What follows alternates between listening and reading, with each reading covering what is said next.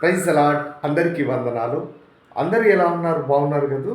మీకు మీ కుటుంబాలకు శుభం, శాంతి, సమాధానము కలుగునుగాక. ఈరోజు దేవుని వాక్యంలో యేసుక్రీస్తు యొక్క 12 మంది శిష్యులలో ఒకరైనటువంటి బర్తలోమేయుని గూర్చి మనం తెలుసుకొని ఆధ్యాత్మికంగా ఎదగడానికి దేవుడు సహాయం చేయనుగాక. యోహాను సువార్త 1వ అధ్యాయం 27వ వచనంలో యేసుక్రీస్తు నతానియేలు అనేటటువంటి వ్యక్తిని పిలుస్తూ ఉంటాడు.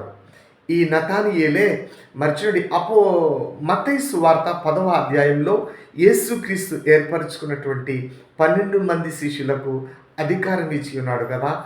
అక్కడున్న బర్తలోమయి ఈ నతానియేలు. నతానియేలు ఆత్మలో కపటము లేనివాడు. నతానియేలును గురించి యేసుక్రీస్తు, ఈయన యందు నాకు ఏ కపటము కూడా లేదు, ఈయన యందు ఏ కపటము లేదు అనేటటువంటి ఒక గొప్ప సాక్ష్యాన్ని యేసు ప్రభు నతానియేలును గూర్చి, దేవుని శిష్యుని గూర్చి ఇస్తాడు. మన జీవితంలో కూడా మనం ఒక మంచి సాక్ష్యమును, ఒక గొప్ప సాక్ష్యమును కలిగి జీవిద్దాం. రెండవ విషయం ఏంటంటే, యేసు ప్రభు నతానియేలును గూర్చి ఏమని సాక్ష్యం ఇస్తారంటే, అంజూరపు చెట్టు క్రింద నీవు ఉండుటను నేను చూచి ఉన్నాను అంటాడు. ఒక యూదుడు గనుక అంజూరపు చెట్టు క్రింద కూర్చొని ఉండడం, అది ఆధ్యాత్మికంగా దేనికి సాదృశ్యంగా ఉందంటే, దేవుని వాక్యాన్ని ధ్యానించడానికి, దేవునికి ప్రార్థన చేయడానికి అంజూరపు చెట్టు క్రింద ఆ రోజు ప్రార్థన చేసేవారు, వాక్యము చదివేవారు, దేవునిని స్తుతించేవారు. మన జీవితంలో కూడా నతానియేలు వలె అంజూరపు చెట్టు క్రింద, అనగా దేవుని వాక్యమును ధ్యానించేవారుగా, దేవునికి ప్రార్థన చేసి స్తుతించి ఆరాధించేవారిగా ఉండాలని దేవుడు ఎంతగానో కోరుతూ ఉన్నాడు. ఇంకొక విషయం ఏమిటంటే, నతానియేలు అనేటటువంటి ఈ దేవుని శిష్యుడు విశ్వాసము కలిగినటువంటి దేవుని శిష్యుడు.